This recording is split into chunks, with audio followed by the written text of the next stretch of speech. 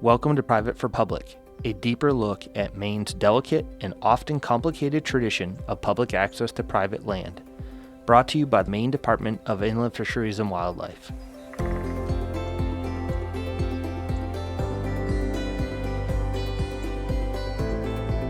Hey everyone, this is episode 9 of Private for Public. I'm your host, Chris McCabe, and this week I'm talking with Mitch Breton, the brand writer for OnX Hunt. As an avid storyteller and outdoorsman, Mitch is going to show us how OnX goes beyond GPS navigation by connecting people and sharing their good work nationwide.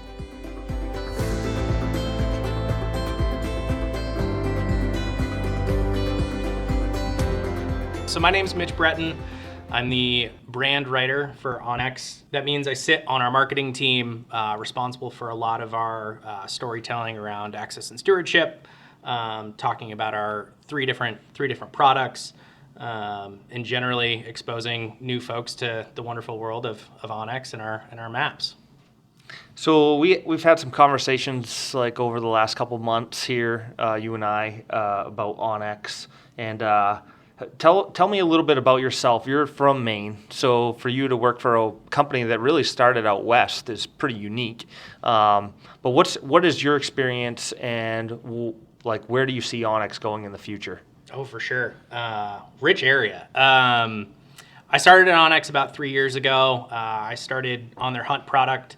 Have served on the backcountry product as well, so I've gotten a good handle on the different facets of the company. But I started 3 years ago because I was a user of the product, was hunting, started getting into it back in maybe 2018, 2019 as like a 26-year-old.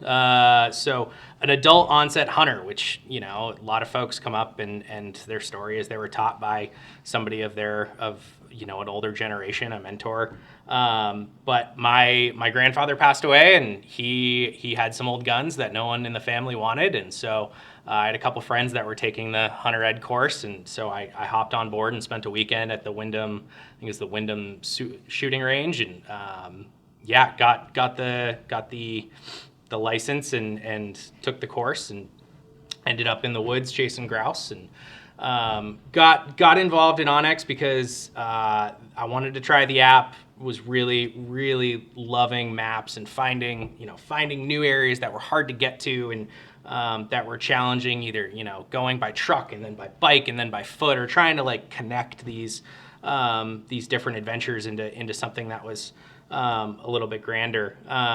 So been at OnX for 3 years. Love the place. It's in Montana. They let us work. Some of us work remotely, but I've been in Maine most of my life. I grew up I was born in Brunswick. Spent a lot of my younger years in Saco and Scarborough, and have returned since college, and now live in Topsom. So that's kind of my hunting grounds. I like to hunt in Brunswick. I own a little back 40 in Brunswick, so that's where I do all of my deer and turkey hunting. And then if I'm really trying to test my chops, I'll head up to Rangeley and put 10 miles on the boots. That's kind of the story. So for you living down in the Brunswick Topsom area, OnX is pretty important because there's a lot of small patches of woods that are like small landowners. So knowing where you're at is really important. Yeah. So for you to use it down there, it's proof of concept, I guess. It certainly is. I mean, it's getting in tighter and tighter. There's certain parcels that you see that are just starting to turn over, and on our map you can see different landowner data. And so knowing that it used to be owned by John Smith, but now it's Terry Bradshaw, I don't know. But the landowner turnover is happening in southern Maine, and you can see it. And so knowing where you are and knowing the lines and seeing them on a map and then seeing them in person is a really powerful tool, whether you're hunting or you're fishing or you're out skiing or off-roading. You got to know where you are. It's it's baseline these days. So for you, I mean, working for a company that's from out west, and you have been out west quite a bit, and being from Maine, the rich heritage of land access here and how different it is. So how important is that for OnX, with land ownership here being where it's different out west? Like, how important is that the program is here and like the use for the people? Yeah, absolutely. I mean, I think one of when you look at a map of, say, Montana, where OnX is based, and then you look at a map of Maine, I think the first thing you're going to notice is like large swaths of federally owned public land in Montana. Like that's Montana, Colorado, the West, they just have ample U.S. Forest Service land, BLM land. And in Maine, we have something like very different. It's not slightly different, it's very different. We have a rich heritage, as you mentioned, of public access to private land. Maine has put recreation as a principle of how we use land access in Maine, and that's really, really special. That is not necessarily at the expense of landowners, but at the generosity of landowners. We're able to access these lands to hike, to fish, to hunt, all based on sort of landowners' generosity. So we acknowledge that, and we do a lot of work at OnX to try and encourage good stewardship of the land, good responsibility ethics when you're out there, being somebody who's sort of epitomizing what it means to be a good land user. We encourage that in Montana, but like in Maine, it's special. Like we just have something going on here that is unique to the country, and certainly something to be potentially modeled after, used when talking about recreation in other states as well. That's awesome. It gives me chills the way you talk about it. I'm going to be honest. So obviously, Ben Breton had been on here. We had talked to him a little bit. And one of the things that I thought was interesting is he has kind of a Western perspective where you have the Eastern perspective where you're from here. But I mean, you talk about how OnX has invested in this. But what is it? And talk about the OnX Access Stewardship Initiatives. I mean, that's a huge deal that you guys are really stepping up to the plate for access in the United States. Yeah, certainly. So, it's no secret to us, and we've always acknowledged that, our business relies on land access. Like we make a map that allows people to get outdoors and do so more confidently, but we need that land access to do so. And so there's sort of that chicken of the access and then the egg, which, we've never decided which came first, but like the stewardship of that land is just as important as the access itself. So we've done a lot to educate our users and our customers on good stewardship ethics. We partner with nationwide organizations like Leave No Trace and Tread Lightly on the motorized and human-powered side. And we also do a lot of work with Rocky Mountain Elk Foundation and Pheasants Forever to talk about wildlife conservation. And so there's just a lot of stories being shared around good, kind of innovative work happening at both like the grassroots level and then also at a nationwide scale. There's really interesting stories going on there that people should know about, and they just model a really good way in which you can recreate outside, or if you don't necessarily have the time or the means or the finances to to help some of these organizations, at least you can go and like share their stories and have something to talk about at like the Thanksgiving table and share with folks in your own network. So we try to find avenues to connect folks with people who are doing really good work. So one of the things like I noticed, and it was after I talked to Ben about the OnX Access Initiative, was the article that came out about OnX grant program, and it's celebrating over 150 miles of trails and 150,000 acres of access. Yeah. Do you want to talk about that a little bit? Because that's a huge deal. Yeah, it was a super big milestone for us this year. So about 3 years ago, we started this grant program in which we dole out money to organizations who are doing some of that really good work. So there's an application process, local land trusts, and different nonprofit organizations will apply for funding, and we, based on a certain criteria, will distribute funding. We go on to kind of tell some of their stories, particularly compelling ones, like the one here in Maine. There was a project in Casco called Rolfe Hill, run by the Loon Echo Land Trust. And they just have a really good perspective of what land access is like in Maine. It is a parcel that's traditionally been used for hunting, but there's an ATV trail, snowmobile trail running through it, and it's just a great morning to like walk the dogs or go for a hike. So it epitomizes this like multi-purpose recreation that isn't always existing in other parts of the country.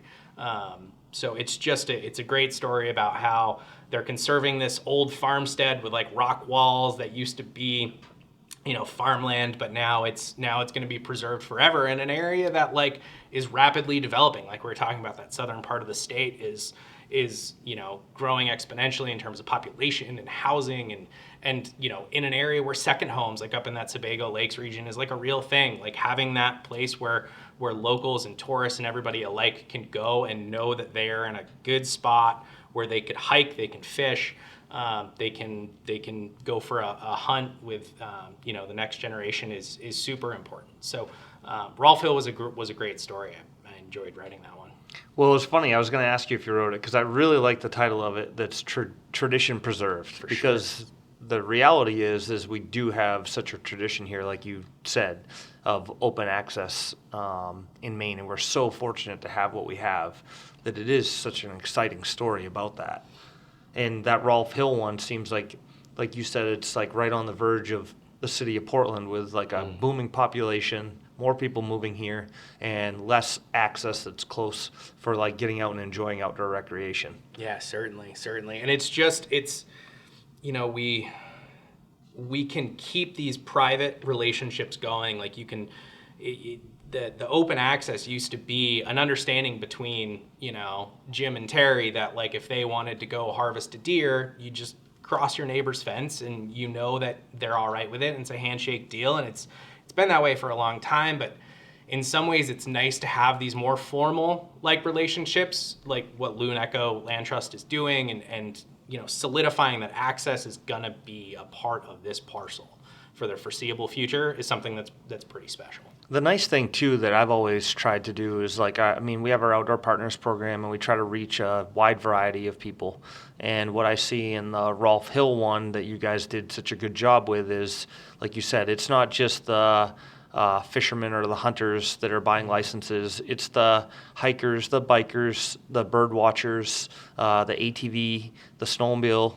Like it's access for everybody in that area, which was super important. And that's always a wide variety of people, like to kind of get all to work together. Sometimes they don't get along, but a lot of times, like the biggest thing is they have to realize that they all have to work as a cohesive group in order to continue to have access. So that is super important. There's a great thread in there about the local ATV club restoring bridges on that parcel and neighboring parcels, and it's something that as a hunter in frankly the Rangeley region, like I will cross a bridge and often not think twice about it. I'm like, oh, it's an old logging company bridge, or it's an old something bridge, and it hasn't really been until this year specifically with all of the, like this is timely, but all of the flooding and all of the debris and how much maintenance and stewardship those ATV and motorized clubs are doing. And especially on that Rolfe Hill piece, I got to talk with one of the local club presidents who was talking about the in-kind donations that people were putting in, just, running their excavators from their construction business. And on the weekends, they were up there cleaning bridges. And it's just a remarkable thing that all these people are contributing to that. And so it's not like you said, it's not just one group, it's all of these groups combining to keep access and to keep that land open for multi-purpose use. It's funny you say that because it is timely. I mean, I know like the Western Mountains, Central Maine, huge storm damage that we had over the last 3 weeks from these storms, with like huge bridges being out, and we're moving into snowmobile season. We're finally getting snow now, and I talked to clubs that there's only 6 members, and there's some clubs that they don't even have a gas station in their town or a store, and they're just like Byron comes to mind, Coos Canyon. Like they literally don't have anything in their town. The only reason that they have the snowmobile trail that goes through is because it feeds Rangeley. And they lost like 7 bridges in that storm, and they just didn't know where to begin. And Rangeley, I talked to their club president. He got together with them. They worked together. They built these bridges. But it is really unique where they're going to use those a lot of those snowmobile bridges in the ATV season too. So that'll kind of go into that. But at this point, like there's so much damage from the storm that even if they had all the workers, they probably couldn't get it all done. There's a lot of work to be There's done. a lot of work to be done. But it just kind of shows like how fragile it is because it all ends up on the backs of the private landowners. I mean, the majority of the state of Maine, which is accessible, is large landowners, forest product companies. And if they're not going to go in there and cut wood, there's no need for them to fix the bridges. So it really comes down to the snowmobile clubs working with those landowners, ATV clubs, in order to have the access.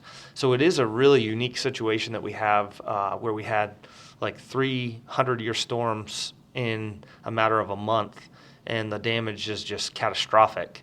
And now it's all corners of the state, from the coast to the down east to northwestern part of the state to western Maine. I think the only one that didn't really get a lot of damage was Aroostook County. So it's super unique in that situation. Have you heard about our Outdoor Partners program? For just $15 a year, you can help preserve Maine's tradition of outdoor recreation and support our private landowners. With over 17 million acres, roughly 94% of Maine's land is privately owned. When you become an outdoor partner, you help us provide critical resources to private landowners who help make recreating in Maine possible for the public. Your contributions go to signs, trails, law enforcement, educational programs, and events. You help maintain recreational access to hikers, bikers, wildlife watchers, hunters, anglers, trappers, recreational vehicles, and other explorers. You'll also be entered to win exclusive merchandise from our sponsoring businesses and organizations in our weekly drawings. Recent winners have received merchandise from Tacticam, Old Town Canoe, and North Maine Woods. Become an outdoor partner today to get involved and help us protect Maine's outdoors. Visit mefishwildlife.com/outdoor partners to learn more. What are some of the projects that you have going on? Like, how many projects have you guys done as OnX? Do you know what the total amount of projects are? Gosh, we've got to be at 30 plus at this point. We've got 4 or 5 here in New England. I'm looking at our map right now. If I had to guess, we're at least at 30. Judging just quickly at a glance at this map. I'm happy to pull those stats for you later, but I think we're at about 30 projects. We, a lot of our focus has been traditionally in the western states. That's where we feel most confident. But as you can tell, we're sort of expanding out into this eastern part of the country, with New England and then the South as well being huge focus points. So, the grant program just sort of capstoned with a figure that we're really excited about, in that we help support and restore 150 miles of trail, as well as help secure and preserve 150,000 acres. So those are 2 huge figures for us at the start of our program about 3 years ago. We wanted to put some structure around, a goal that we could all kind of root for. And so this year we're super proud to say that we've climaxed those goals, and we're looking to revamp next year and figure out what's next. We have a lot of runway in front of us, but as we talked about earlier, our access relies on good stewardship. So we're excited to sort of take that to chapter 2, close the chapter 1 and move on to chapter 2 on that project. There's a few quotes in this article that I really liked, and it says, "To date, OnX grant program has helped fund 53 projects in 20 states, partnering with organizations like land trust foundations, trail associations, recreational clubs to improve access to 154,688 acres of land and build and restore 255 miles of trail." But the thing that kind of puts it into perspective, and I really like the quote, it says, "To put these numbers into perspective, 183 central parks, 3 Acadia National Parks," so that ties us to Maine, and 1 Zion National Park. It's huge. It's huge. It's absolutely huge. Yeah. So, I mean, for us here in Maine, like, we know what it's like to go to Acadia, like, drive around, check out the carriage ocean. roads. Yeah, ride the carriage road and kind of look at the waves, look at Thunder Hole. Yeah. So, OnX alone preserved over 3 Acadia National Parks. Well, we certainly we helped local organizations do that. It's boots on the ground folks that are doing the good work, and we're happy to be a part of it, but it's certainly the Pheasants Forevers of the world. It's certainly the Loon Echoes of the world. It's certainly like these local land trusts that you can get involved in. You know, there are open meetings all the time. Everyone's looking for volunteers these days, and it's really those folks that are doing the great work, and we're happy to be a part of it.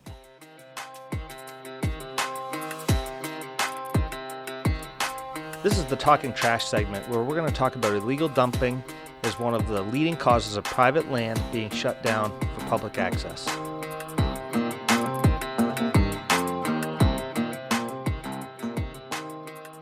On this episode of Talking Trash, we're going to talk about the dilapidated Hadley Lake Boathouse. In 2013, the East Machias Planning Board reached out to the Maine Warden Service and other state agencies concerning a 24-foot by 40-foot float building being constructed at Hadley Lake adjacent to the town landing. The wood-framed float supported by 50 blue plastic barrels. The builder built a walled and roofed building on this float to keep it at the lake. Fast forward to August 2021, and the floating houseboat is starting to fall apart and now firmly grounded on the shoreline. More recently, I was contacted by Warden Joe McBride, who stated that the boathouse was afloat from the high spring waters and moving toward the river. He stated the local businessman had stated that they would tow the boat to the launch and demolish it. Warden McBride had made contact with the owner, who informed him that he did not have the means to get the dilapidated boathouse from the lake. The Hadley Lake Boathouse has been of interest for over a decade. East Machias town officials and lake residents have expressed concerns for some time. The crew at Foreshore Construction volunteered to tow the houseboat to the boat landing and use their equipment to demolish and truck away and dispose of the debris. They pulled the crew together on a Sunday to do the work because they were too busy during the work week, giving up part of their weekend to help. The community is very grateful to the crew for the work because the structure was beginning to fall apart. There are many positive comments on social media in the local community. The Maine Warden Service would specifically like to thank the volunteers that assisted in removing this eyesore from Hadley Lake and the Foreshore Construction Company: Justin Albee, Dustin White, Scott Graham, Don Landry, Neil Johnson, John Bragg, Ryan Spear, Brandon Albee, and camp owner Lee Keaton, who helped towing the boathouse across the lake to the landing. Thank you for supporting private landowners in the state of Maine and keeping Maine's waters free of debris.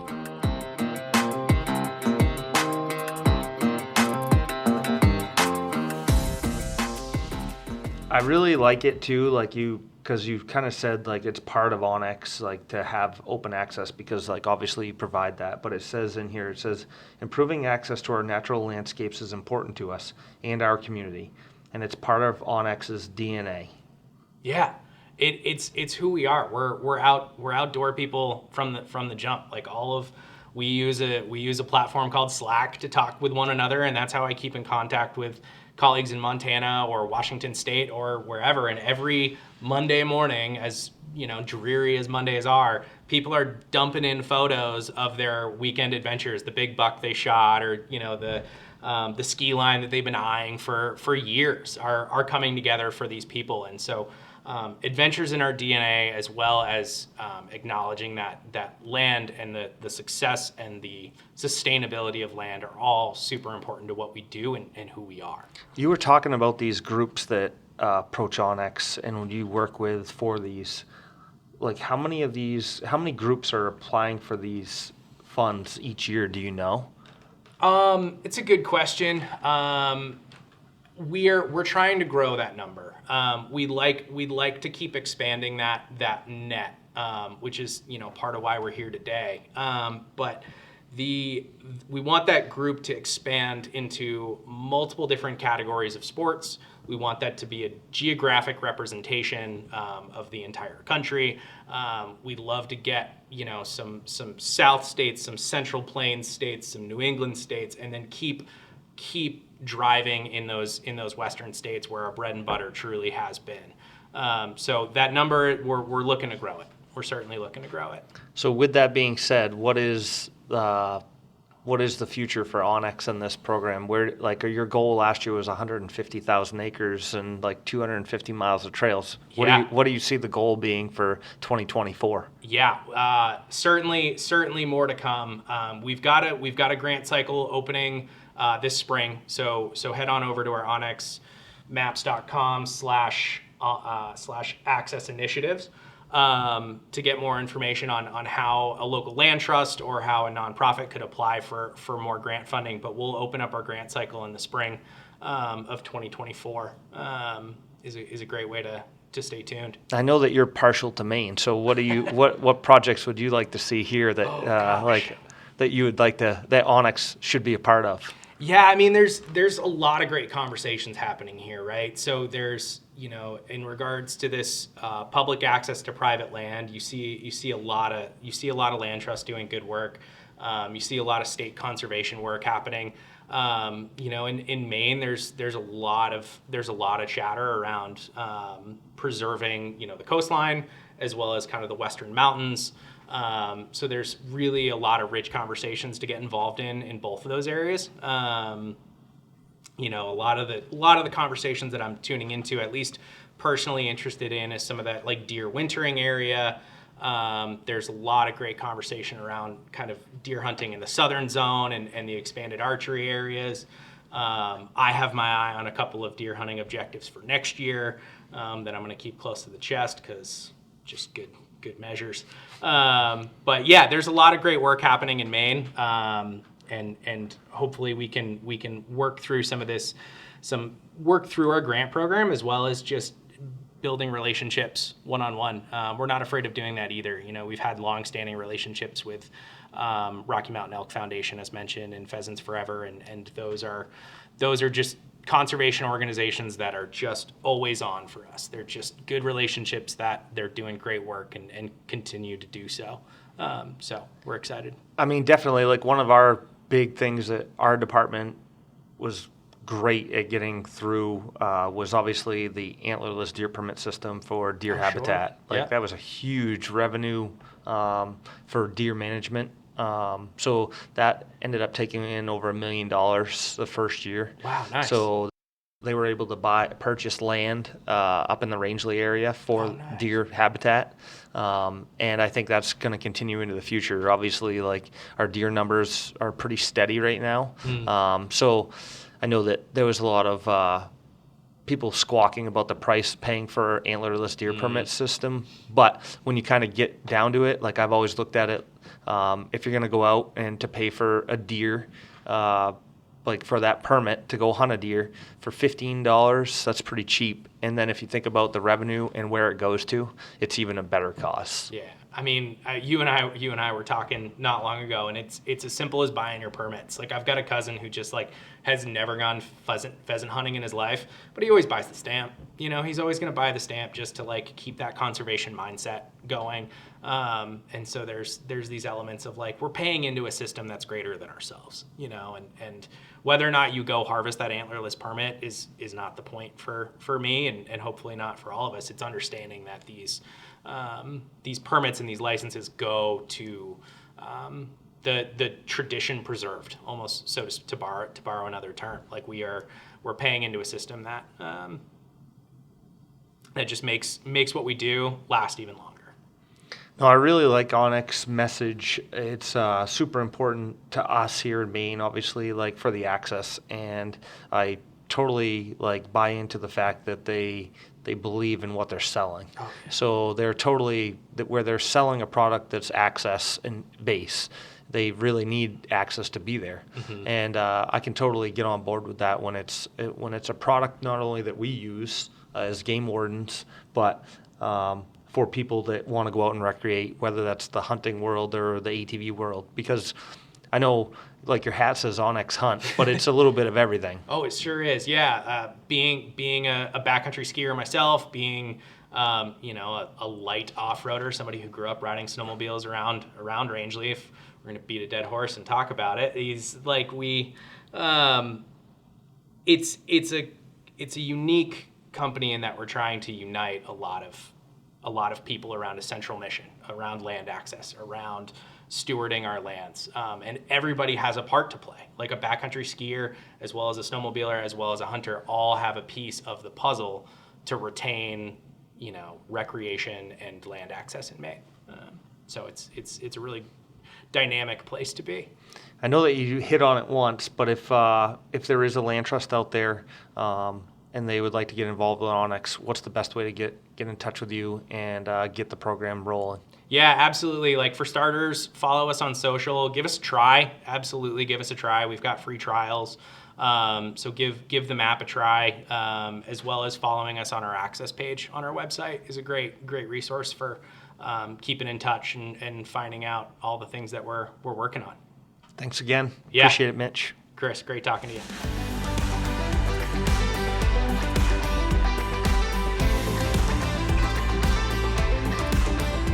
Thanks for listening.